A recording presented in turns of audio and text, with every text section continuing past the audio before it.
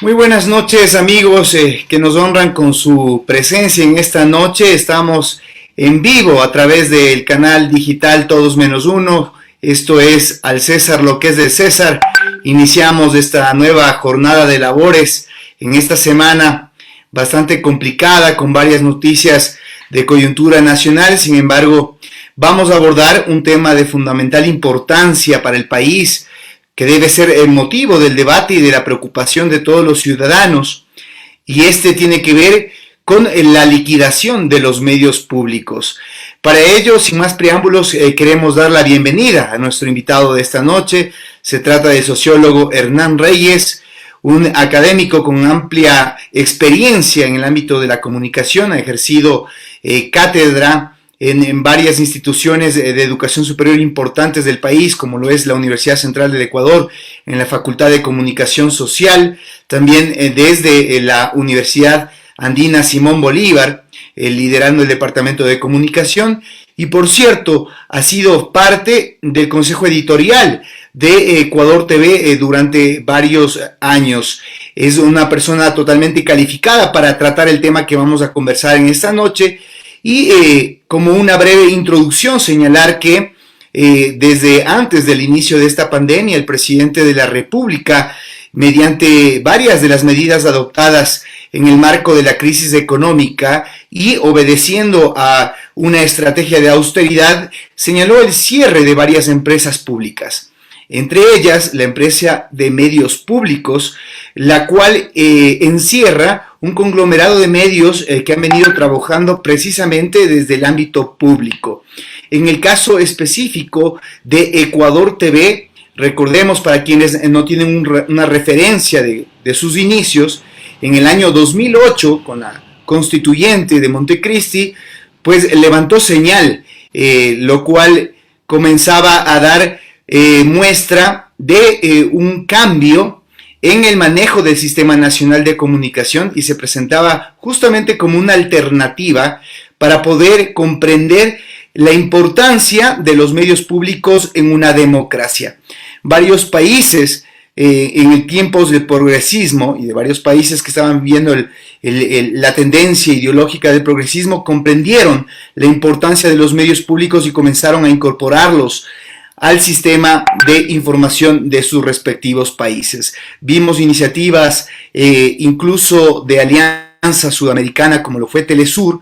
que sirvieron para empoderar esta idea en nuestras naciones, y acá en el Ecuador se incorporó, como lo mencionábamos, a partir del 2008, esta opción que hoy está viviendo sus peores momentos y probablemente la antesala de su eliminación a través de su potencial eliminación. El pasado día viernes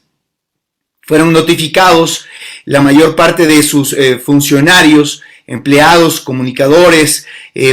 productores, camarógrafos al respecto de la posibilidad de ya suspender el funcionamiento de la televisión pública. Sin embargo, en un decreto firmado por el presidente de la República desde Galápagos, se suscribió el aplazamiento de este proceso de liquidación por 60 días y en este momento hay incertidumbres más que certezas al respecto de cuál será el destino de Ecuador TV, los medios públicos que se han venido construyendo a lo largo de esta última década. De esto vamos a platicar justamente con nuestro invitado sobre sus orígenes, sobre la importancia de los medios de comunicación públicos y sobre la crisis que están enfrentando en estos momentos. Muy buenas noches, Hernán, bienvenido al César lo que es de César, gracias por estar con nosotros. Gracias, César, por la invitación, un gusto verte a los tiempos.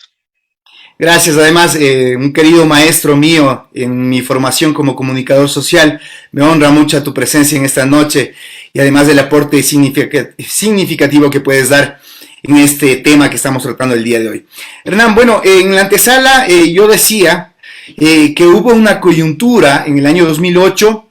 que prácticamente fue el empujón que se necesitó para instaurar los medios públicos en el Ecuador. ¿Nos podrías dar un diagnóstico inicial de cuáles fueron las condiciones en las cuales nació esta posibilidad, esta alternativa de comunicación frente a la hegemonía que habían tenido los medios de comunicación masivos y privados en el Ecuador en aquel entonces? Sí, en realidad, 2008, la Asamblea Constituyente, o mejor dicho, la nueva Constitución, fue quizá el punto de partida, pero al mismo tiempo el punto de llegada de una serie de procesos que ya se habían gestado en América Latina, donde había quedado claro, en primer lugar, el enorme peso y poder que tiene en nuestras sociedades el aparato mediático. Y el aparato mediático en nuestras sociedades había sido no solamente un elemento de legitimación de los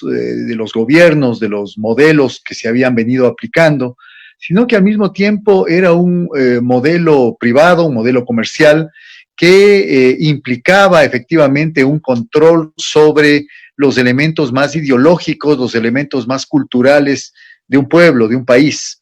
Esto ya había sido notado desde hace décadas atrás. El propio informe McBride a fines de los años 70 y 80 ya marcaba precisamente la asimetría, la disparidad que existía a nivel mundial en los flujos informativos, como se llamaba en ese entonces. Y desde ese punto de vista, 2008, con la nueva Constitución y con toda la discusión que hubo en la Asamblea Constituyente de Montecristi, no fue sino el paso final para poder decir, hagamos un giro y abramos un espacio que implique, por un lado, un contrapeso a este sistema comercial privado de los grandes medios de comunicación, que finalmente a la larga no solamente tenía como finalidad última el lucro, la rentabilidad, sino que al mismo tiempo eran los soportes ideológicos de los gobiernos que intentaban poner en vigencia, unos con más fuerza, otros con menos, lo que ahora se conoce con claridad y se le llama modelo neoliberal. Por eso es que surge en Montecristi no solamente la necesidad de que haya una ley de comunicación, después de un año de expedida la Constitución, algo que no sucedió, sino lamentablemente hasta el 2013, se demoró 4 años o más de 4 años en ser expedida, y al mismo tiempo se plantearon en la Constitución una serie de derechos llamados los derechos de información y de comunicación, junto a lo cual la tercera, digamos, gran política del anterior gobierno fue la creación de los medios públicos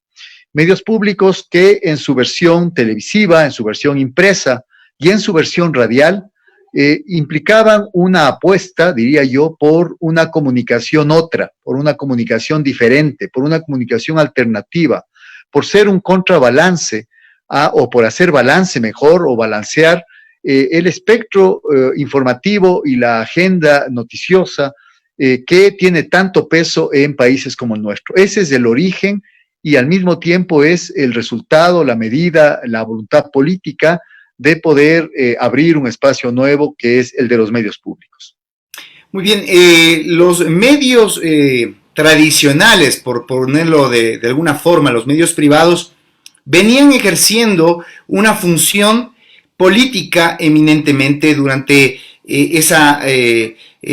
escenario anterior a los medios públicos, en donde su capacidad de poner gobiernos y de utilizar la última verdad para generar opinión pública quedó demostrada incluso gobiernos que fueron derrocados desde los medios de comunicación. A nadie les extraño cómo personajes como Fidel Egas festejaban en hoteles el derrocamiento de varios presidentes. Este poder fáctico fue identificado como la principal motivación para hacer nacer los medios públicos, o también se identificó esa falta de democratización de la palabra que necesitaba el pueblo ecuatoriano para poder tener otra visión, otra arista de la verdad. Bueno, las dos cosas son una sola en realidad, César. La concentración del espectro radioeléctrico en pocas manos, en grupos familiares inclusive, en grupos ligados a lo que significan el sistema financiero y bancario del país. Basta recordar lo que significó en los años, al inicio de este siglo, lo que se llamó la guerra de los canales. Es decir, esta especie de batalla que se dio entre canales pertenecientes a un grupo bancario y canales pertenecientes a otro grupo bancario, el grupo Egas versus el grupo de Filambanco, el grupo Isaías. Y en ese sentido, creo que vale la pena recordar que cuando una sociedad concentra en pocas manos a una serie de medios de comunicación, los mayores medios de comunicación que tienen el mayor alcance y la mayor llegada a nivel de la cobertura territorial y que efectivamente son los que impactan con mayor fuerza en la opinión pública, no es menos cierto que eso implica de por sí, de hecho, una desdemocratización del espacio comunicacional y de la posibilidad de generar otras miradas y versiones plurales de lo que está aconteciendo en una sociedad. Entonces, las dos cosas fueron una sola en realidad, y creo que estos dos elementos que durante mucho tiempo han pesado en la sociedad ecuatoriana resultaron a fin de cuentas el elemento motivador, el elemento gatillador para que se haya decidido la creación de los medios públicos, como decía antes, como un espacio alternativo, como un espacio que genere otros discursos, otras miradas e inclusive que vaya construyendo sensibilidades diferentes con respecto a lo que es la política, con respecto a lo que es la economía, con respecto a lo que es la cultura, para que la ciudadanía no se vea simplemente como un público, como una audiencia a la que se le venden productos comerciales, porque esa es la lógica a través de la que funcionan los medios privados, sino se la vea como un sujeto al que se debe servir. Y por eso la idea de servicio público está absolutamente ligada al nacimiento de los medios públicos, como digo, tanto de Diario El Telégrafo, cuanto de Ecuador TV y Radio Pública, que bueno, ahora en este proceso de giro, en este giro tan vertiginoso que nos ofreció el actual gobierno, en este retroceso, diríamos, más allá de giro, implicó inclusive el cambio de nombre. Creo que el actual gobierno lo que ha hecho y se ha empecinado en hacer es tratar de no dejar piedra sobre piedra de todo lo que se hizo en el anterior gobierno. Parecería ser que la única consigna política que está detrás de la operación de Moreno y de los partidos de derecha que le están apoyando ha sido efectivamente destruirlo, y ha hecho. Y en ese sentido, destruir esta apuesta, esta opción que se generó ya hace más de una década para poder proveerle a los ciudadanos ecuatorianos de contenidos distintos, de poder incorporar inclusive los derechos de participación, los derechos de igualdad, los derechos de libertad de manera concreta, en el sentido de ampliar, digamos, los horizontes y las miradas, y no solamente dejarlos, digamos, entrampados en lo que ha significado lo que algunos pensadores llaman el pensamiento único. Cuando uno revisa los medios privados, la mayor parte de veces, todos apuntan en una misma dirección, el discurso es tremendamente homogéneo, todos defienden los mismos valores, todos de alguna manera legitiman el mismo sistema, que es el sistema de libre mercado, el sistema de la gran empresa, el sistema que de alguna manera empuja a la sociedad hacia el individualismo, hacia el consumismo, hacia la falta de solidaridad y hacia mirar inclusive al Estado como un enemigo potencial y no como aquel ente que de alguna manera tiene la obligación de cuidar a sus ciudadanos y tiene la obligación de garantizar los derechos tal como quedó estipulado en la Constitución de Montecristi. Ok, Hernán, yo comentaba al inicio en tu presentación que tú conformaste en gran medida el consejo editorial de estos medios públicos y quisiera conocer cuáles fueron los principios que dieron comienzo a la construcción de este proceso. ¿Cuáles fueron las ideas fundamentales con las cuales ustedes comenzaron a hacer la línea editorial de estos medios públicos y cuál fue la consigna? ¿Tuvieron un referente? ¿Existen importantes experiencias en otros países que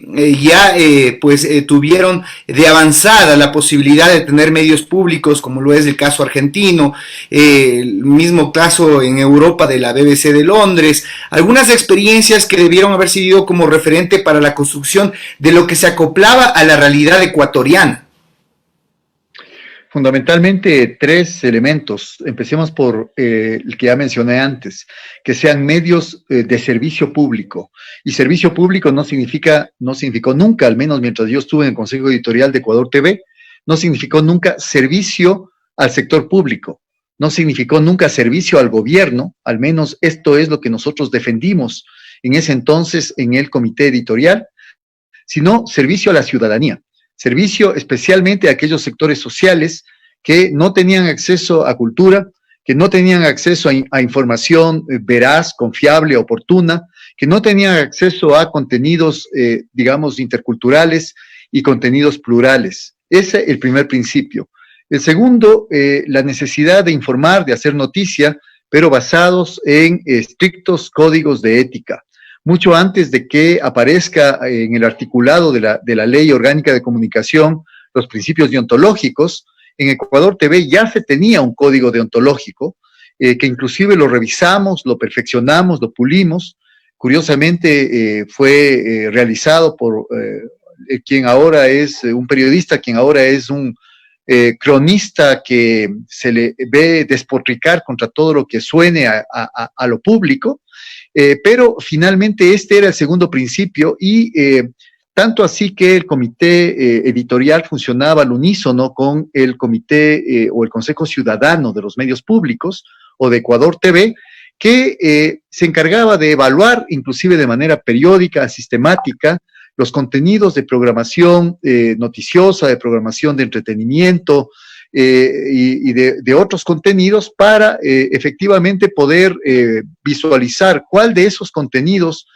no estaba aportando en esta línea de servicio público y cuál de ellos necesitaba renovarse. El tercer gran principio tiene que ver con la necesidad de poder competir, digamos, en condiciones de honestidad, con este espectro, con este escenario mediático, con el ecosistema mediático que estaba en manos y que estaba sometido, digamos, a los medios privados. Y para eso la calidad de los contenidos era el tercer elemento que en el Consejo Editorial siempre estuvimos evaluando de manera muy rigurosa, porque trátese de contenidos de entretenimiento, trátese de contenidos periodísticos o informativos, trátese de contenidos educativos o de contenidos formativos, todos ellos debían efectivamente tener altos estándares de calidad. Y esto creo que tuvo su resultado en el hecho de que rápidamente Ecuador TV, al menos, para hablar de este medio en particular, fue ganando espacio al mismo tiempo que fue, llegando a aquellos sectores y a aquellas zonas del país que no les interesaba nunca ni les ha interesado a los medios privados televisivos llegar. Sectores recónditos del Ecuador que muchas veces eran objeto de la llegada de la señal de televisoras peruanas en el caso de la frontera sur o de televisoras colombianas en el caso de la frontera norte, en la Amazonía y en provincias de la sierra y de la costa. Ahí se levantaron antenas repetidoras de Ecuador TV para llegar a esos sectores y para poder ir generando este sentido de comunidad nacional. Este creo que fue el cuarto factor que yo podría mencionar como los pivotes sobre los cuales funcionaba la televisión pública en ese entonces. Me parece muy interesante este último punto, porque quizás es el que hace el elemento diferenciador entre la supervivencia o la decadencia de un medio de comunicación, más aún que depende del financiamiento del gobierno central. Es decir, el Ministerio de Finanzas tiene que emitir una partida presupuestaria para el funcionamiento y la vida y la sostenibilidad de este medio de comunicación. Ha habido algunas ideas desde la academia y experimentos que se han hecho en otros países, y quisiera tu comentario al respecto de este tema, en donde se ha avanzado en el debate hacia la posibilidad de que, al ser un servicio público, sea la ciudadanía la que financie precisamente la supervivencia y el funcionamiento de estos espacios de comunicación. Por poner un ejemplo, si te venden el pescado gratis, probablemente esté crudo, pero si tú o podrido, pero si tú pagas $6 por ese pescado, posiblemente sea un pescado que tú sepas que tiene excelente calidad. Este debate nunca se lo planteó acá en el Ecuador. Pocos ecuatorianos, pienso yo, que estarían en la posibilidad de entender la magnitud y la importancia de un medio público y de saber: yo voy a pagar por él porque esto me pertenece. ¿En qué medida ese elemento, ese escenario, constituyó un factor que perjudicó y minó la supervivencia del medio público? Sí, muchas veces el camino al infierno está empedrado por buenas intenciones y nada más. Creo que lamentablemente, y para ser crítico también con lo que significó por un lado la voluntad política de dotarle al Ecuador de medios públicos, y por otro lado la incapacidad, yo diría también política y técnica, para poder garantizar una permanencia, una supervivencia de esos medios en condiciones de no sometimiento ni a los dictámenes del gobierno de turno, ni tampoco a los vaivenes del mercado. Esa era un poco la idea. En otros países, por ejemplo en Alemania, los medios públicos, pensemos en la Deutsche Welle alemana, que tuve oportunidad de conocer a través de una invitación que recibimos de la Deutsche Welle Academy en el año 2014, si no me equivoco, 2014. La Deutsche Welle se financia a través de un impuesto directo que se cobra a la población alemana a partir de la propiedad o de la existencia de elementos electrodomésticos, de dispositivos electrodomésticos en cada hogar alemán. Y esto estamos hablando de un periodo inmediatamente posterior a la Segunda Guerra Mundial, y desde entonces ha funcionado muy bien, y la población alemana es la población más demandante, pero al mismo tiempo es la que más apoya la existencia de la Deutsche Welle, porque entiende la importancia estratégica que tiene un medio público como ese, obviamente salvando las diferencias en tamaño, en magnitud, en financiamiento, para la sociedad alemana, como un elemento fundamental para la cohesión social, para poderse informar debidamente, para poder acercarse a la política, aproximarse a la política sin estos filtros que muchas veces los medios privados tienen en base a sus propias preferencias ideológicas o las propias cercanías con los grupos de poder económico. Desde ese punto de vista, creo que nunca en el gobierno anterior, lamentablemente, encontraron la fórmula adecuada para poder financiar los medios públicos, garantizar un financiamiento independiente y autónomo. Y digo porque en realidad los ciudadanos estaban pagando por los medios públicos a través del presupuesto general del Estado, pero era el Estado, el gobierno central, el ejecutivo, el que manejaba esos recursos y el que de alguna manera tenía también un cierto peso en cuanto a presionar muchas veces, porque también me consta que sobre todo algunos funcionarios presionaron muchas veces para tener más entrevistas, para tener más espacio en la televisión, en la prensa, en la radio. Y aunque yo me atrevo a decir que la mayor parte de quienes dirigieron editorialmente los medios públicos se resistieron a esas presiones, no es menos cierto que esa presión existió. Y existió también ligada al hecho de que era el gobierno central el que a través del presupuesto general del Estado financiaba los medios. Hay otras posibilidades, hacerlo a través de mecanismos de autonomía financiera, que haya un consejo inclusive directivo de los medios públicos, donde estén presentes no solamente como estuvieron ministros de Estado, sino también presentes fuerzas políticas que tengan curules en la Asamblea Legislativa. Y desde ese punto de vista, eso existe en Alemania, por ejemplo, César. En Alemania los medios públicos están monitoreados y en el consejo editorial son más bien las fuerzas políticas alemanas presentes en la asamblea, no se llama asamblea ya, en el Congreso alemán, en el Parlamento alemán, las que finalmente están monitoreando, están evaluando y son quienes encabezan directivamente los medios públicos, no es el Ejecutivo. Y muchas veces cuando se ha dado en Alemania, por ejemplo, debates, polémicas y a veces fricciones y roces entre el Ejecutivo y el Legislativo, los medios públicos no han tenido ningún empacho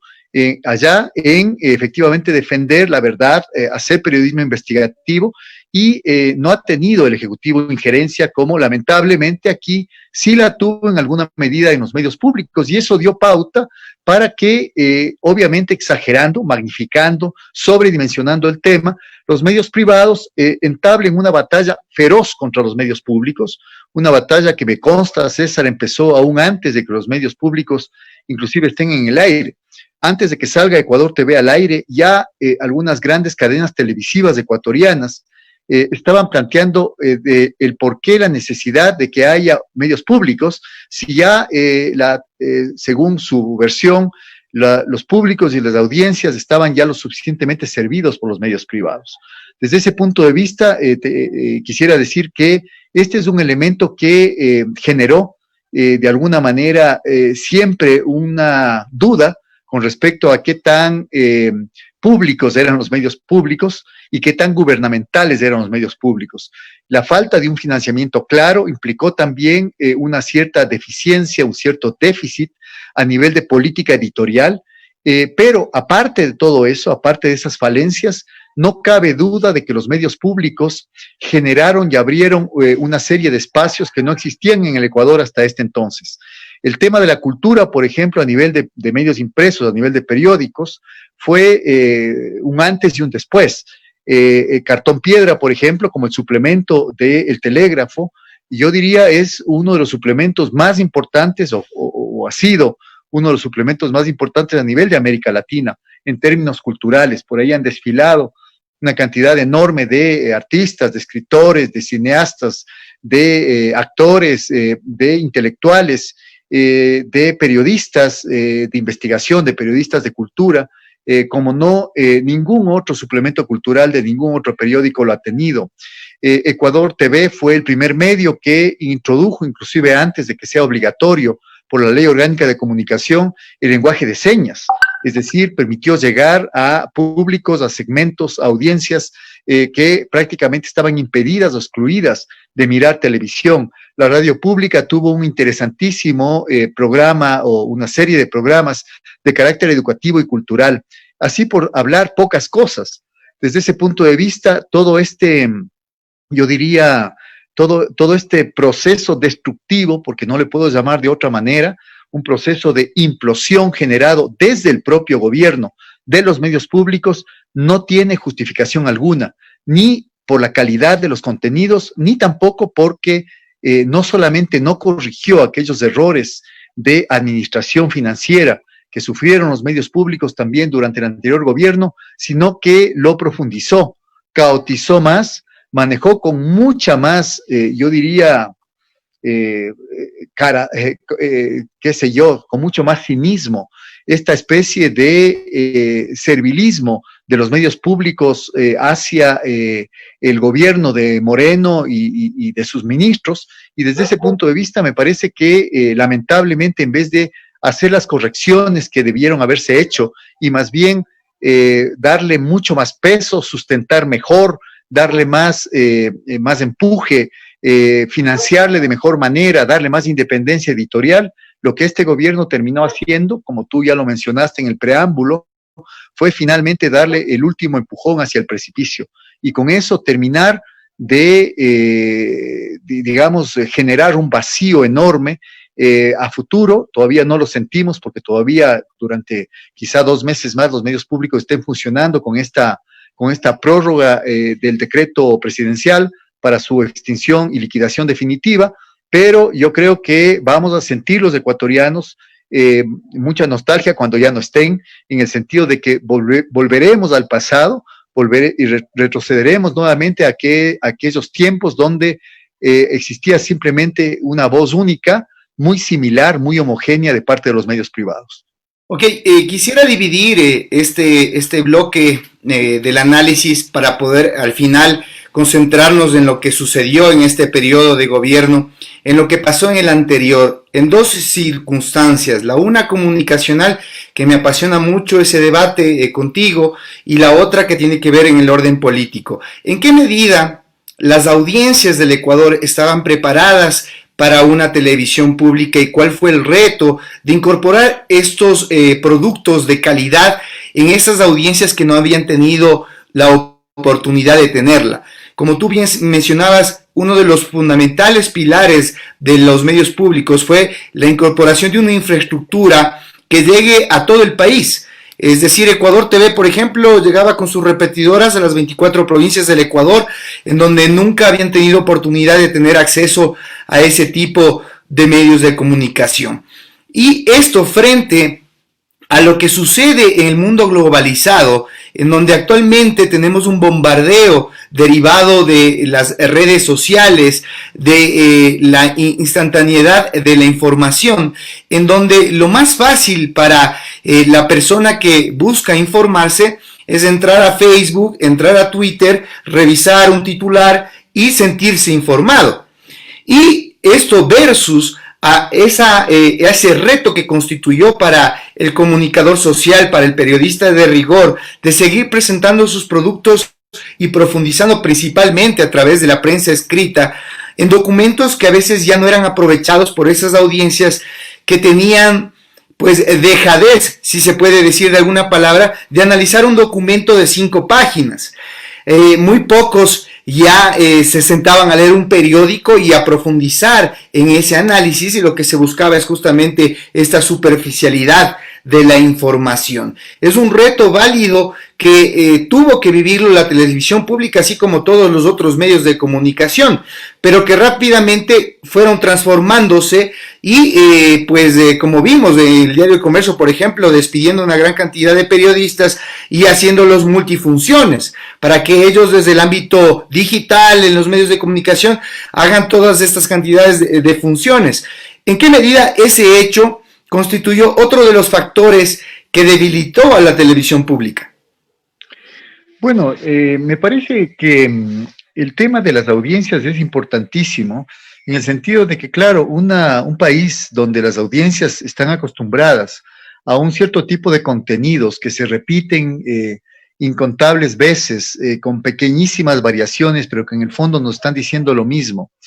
acostumbradas a someterse a la voluntad de los medios privados en términos de qué cubre, qué no se cubre, qué es importante, qué no es importante, en términos de someterse también a los imperativos quizá inclusive tecnológicos, que a la larga van generando un tipo de periodismo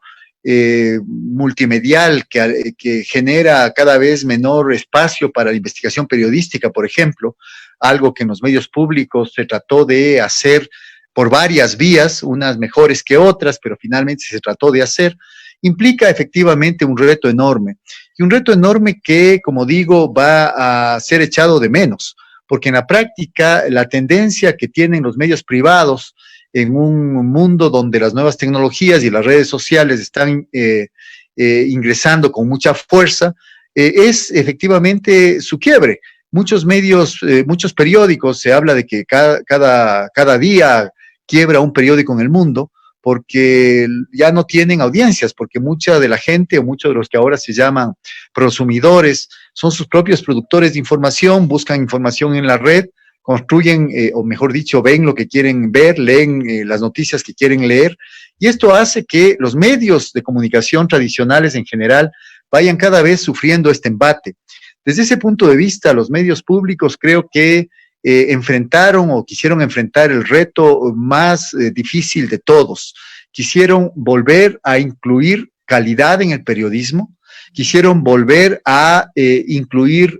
contenidos que al mismo tiempo sean educativos y formen culturalmente a la población, volvieron a querer incluir a esas audiencias y públicos excluidos por la falta de alcance de los medios privados en zonas, como tú decías, recónditas del país, donde no existen intereses de carácter comercial, obviamente, para esos medios y por lo tanto no llegan.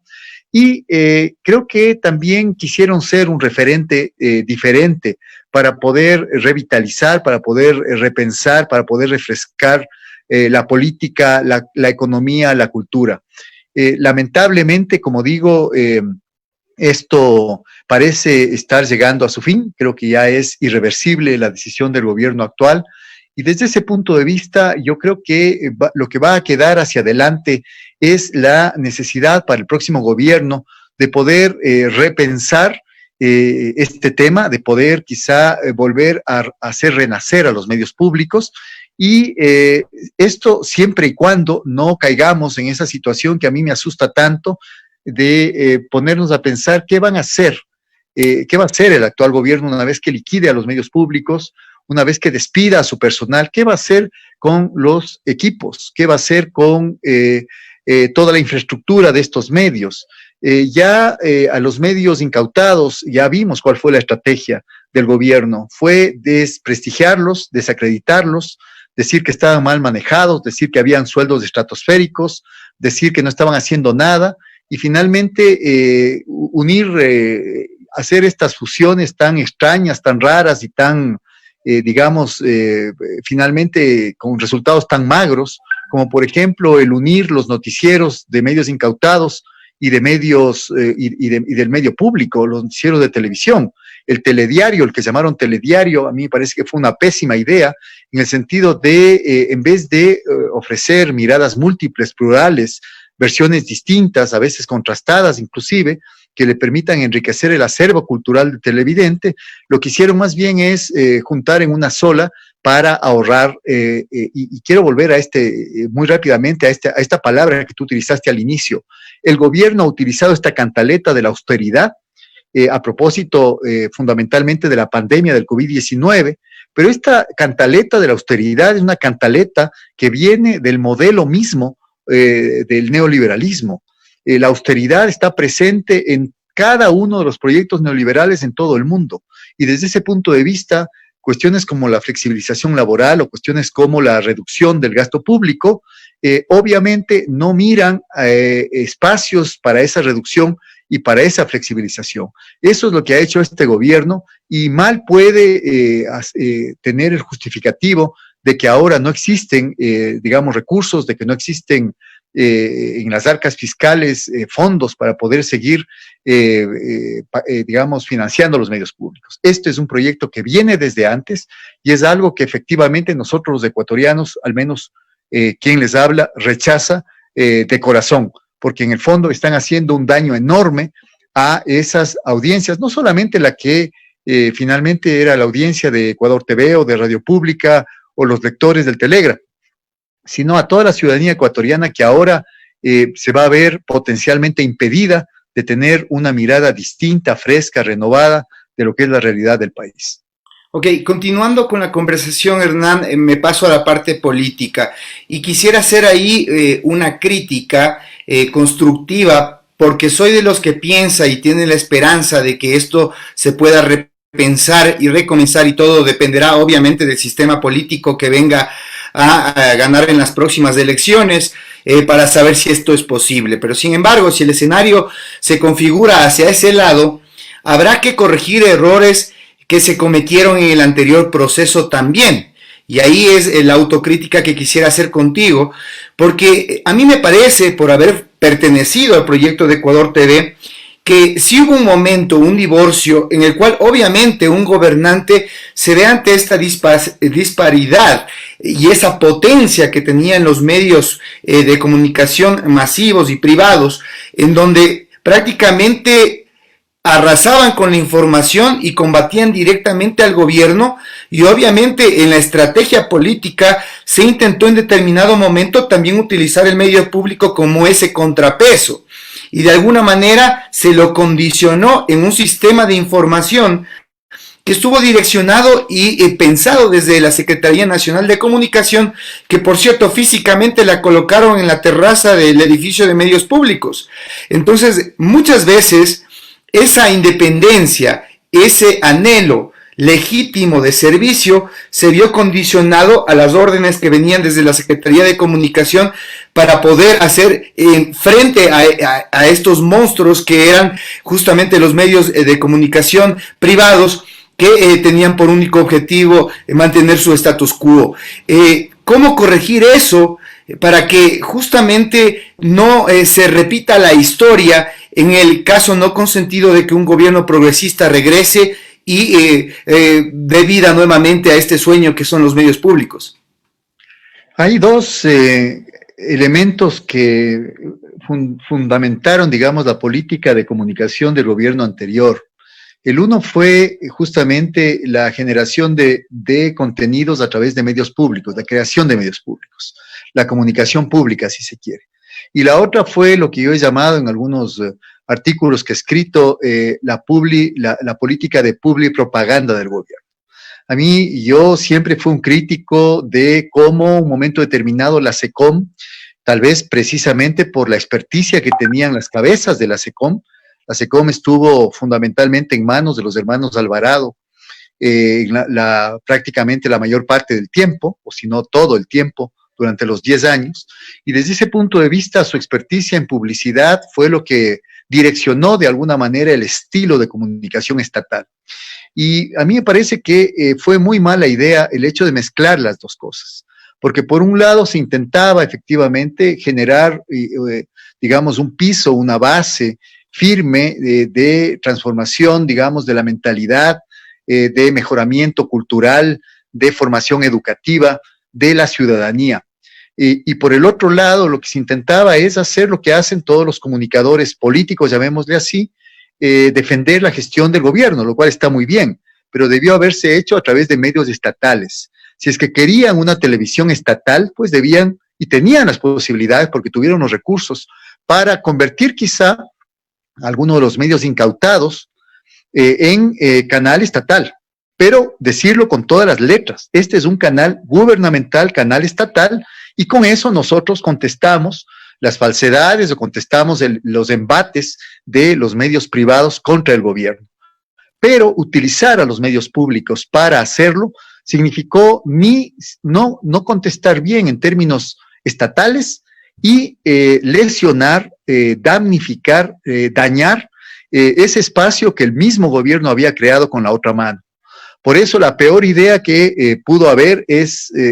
tenido el gobierno anterior es colocar a la SECOM en el mismo espacio físico. Además, esto fue muy simbólico, en el mismo espacio físico que los medios públicos, porque finalmente estas cercanías, no solamente físicas, sino también cercanías en términos de jerarquía y en términos de relacionamiento de poder, yo creo que le generaron mucho más mal que bien a los medios públicos, y tampoco es que en cuanto a la comunicación política tuvieron demasiados resultados.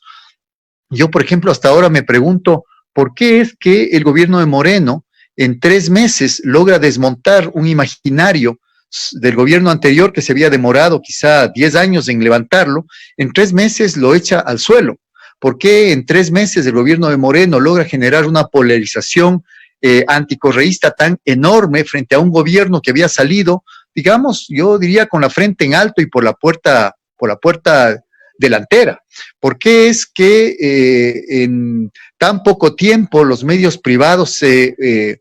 pusieron nuevamente a la vanguardia en lo que significa la generación de contenidos y el impacto en la opinión pública? Porque en general, yo diría, más allá de los ingentes recursos gastados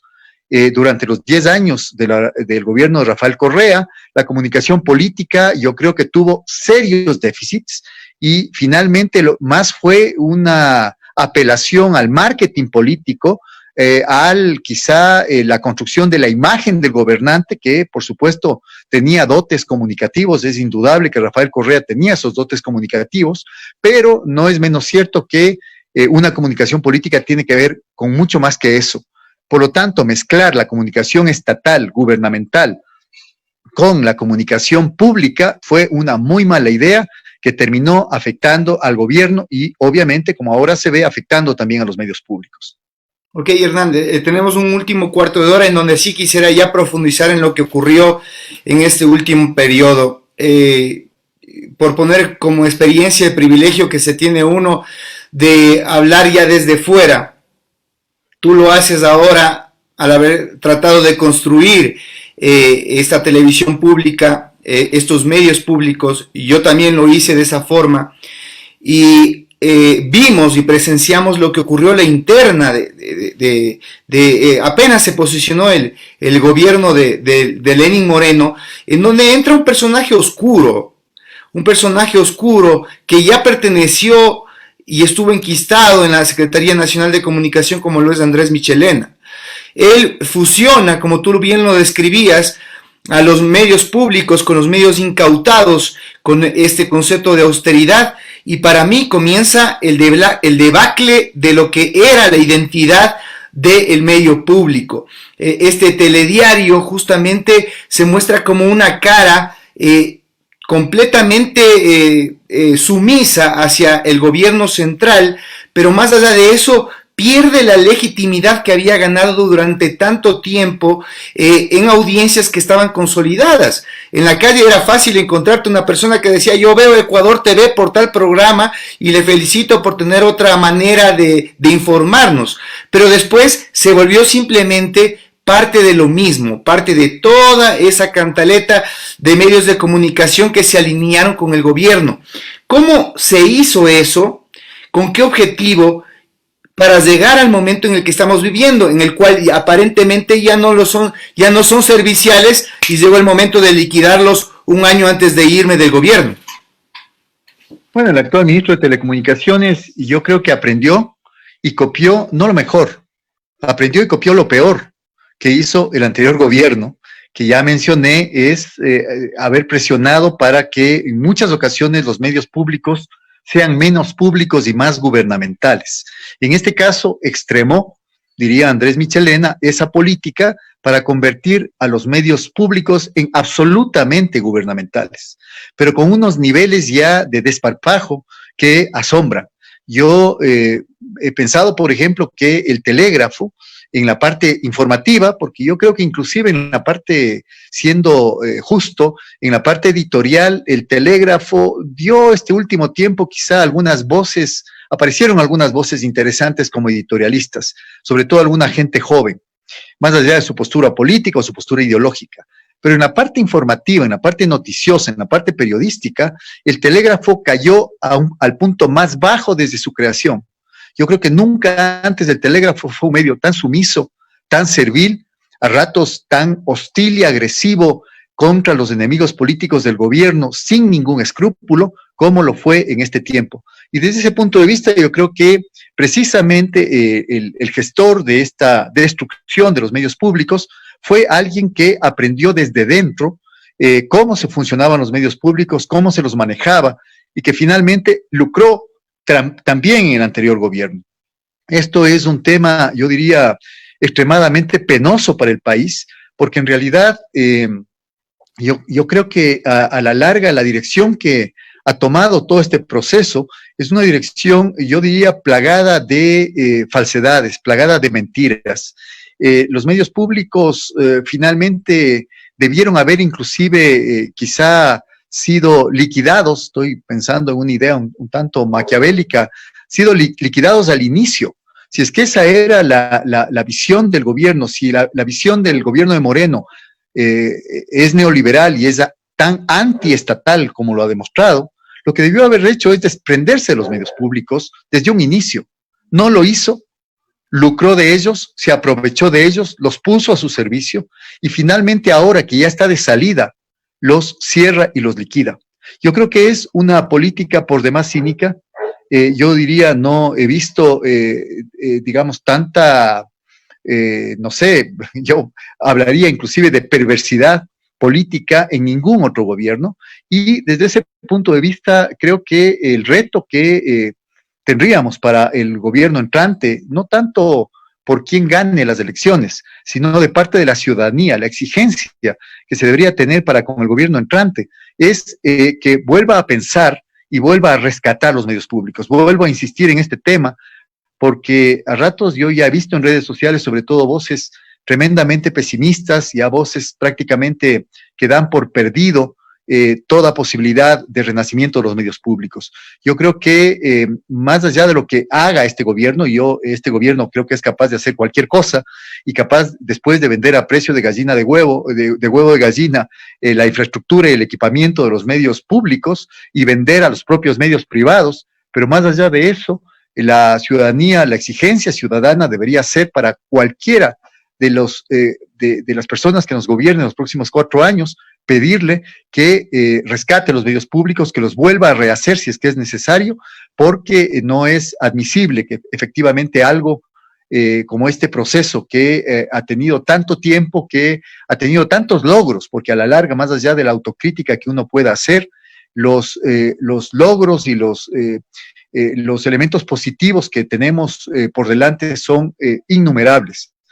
Y desde ese punto de vista, creo que, como digo, debe ser una demanda masiva de la sociedad ecuatoriana que los medios públicos renazcan, obviamente corrigiendo, como tú decías bien, César, los errores cometidos en el pasado. Ok, ¿y en qué medida este hecho que fue social en octubre del año pasado, en donde el pueblo ecuatoriano se manifestó, obviamente en un inicio, desde esta reacción del movimiento indígena en contra de esta ley de hidrocarburos, fue un elemento, un hito del antes y después de esta otra cara de la moneda, de la credibilidad de los medios de comunicación, incluidos los medios públicos ya corrompidos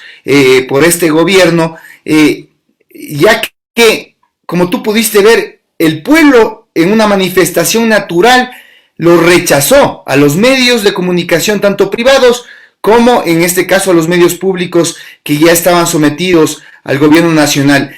Hay un análisis desde el ámbito comunicacional de lo que representó ese momento en el cual yo debo decirte, participé, estuve aún dentro de Ecuador TV, hice reportajes de crónica de los hechos que fueron censurados en el interior, quedaron editados y nunca salieron al aire, pero que representan para mí un hito muy interesante dentro del análisis de lo que sucedió hasta el momento. Fue quizás la punta del iceberg de la pérdida de la credibilidad que estamos viendo ahora, que se reproduce en una explosión de los medios digitales como una alternativa para que la gente se informe. Por supuesto, yo creo que si hablamos de actos, el primer acto fue la revuelta de los forajidos, cuando ya se cuestionó de manera radical a los medios privados. Te acordarás, en ese entonces hubo inclusive hasta hostilidad, agresiones de la gente indignada en las calles a los periodistas que seguían con su programación habitual o cuyas coberturas efectivamente dejaban mucho que desear de la real situación de crisis política que vivía el país en ese entonces.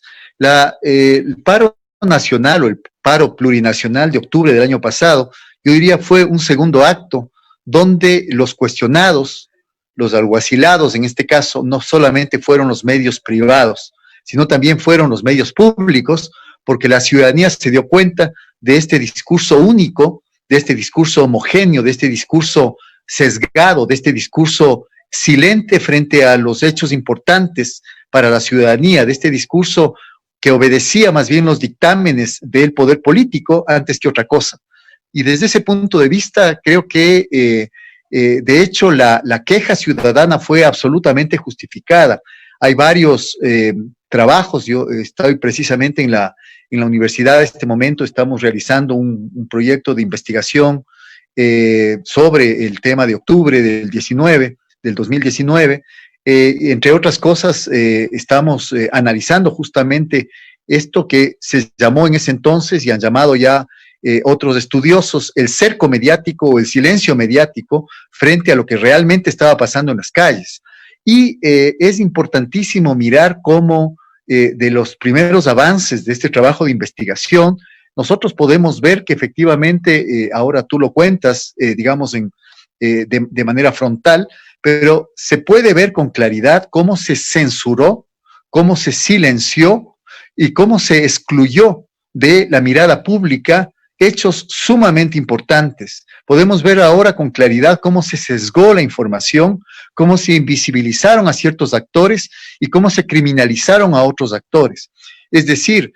buena parte de los cuestionamientos y las críticas que este gobierno hizo al gobierno anterior lo reprodujo, pero multiplicado por 5 en octubre del 2019. Y esto efectivamente, yo creo que ahora ya se vuelve materia de estudio para los estudiantes que se están formando en comunicación, que se están formando en periodismo, porque en realidad es la señal o es la expresión de lo peor que le puede pasar a un país. A un país, en términos comunicacionales, lo peor que le puede pasar es cuando su ecosistema mediático, digamos de carácter masivo, se convierte efectivamente en una herramienta, en un mecanismo de silenciamiento de la verdad. Cuando eso sucede, efectivamente, y de manera, y felizmente diría yo, tenemos como último recurso las redes sociales, ese espectro que no está en manos de los decisores políticos y que finalmente nos permiten un acceso, digamos, generalizado a todos los ciudadanos. Es la única posibilidad de contrarrestar, y eso es lo que pasó en octubre del 2019. Fueron las redes sociales, fueron los contenidos que difundieron los ciudadanos que filmaban con su celular en las calles, que estaban efectivamente en los centros de acogida, que estaban en las universidades, que estaban en los hospitales, que estaban en sus casas, quienes nos dieron a conocer la verdad ese momento. Y creo que, como digo, octubre del 2019 fue la señal última de lo bajo que llegaron a caer los medios públicos, dejando de ser ya, de cualquier manera, el más mínimo contrapeso a las versiones interesadas de los medios privados. Después de eso, obviamente, estamos a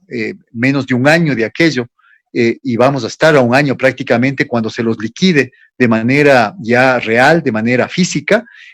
No hay mucho trecho en realidad, porque quienes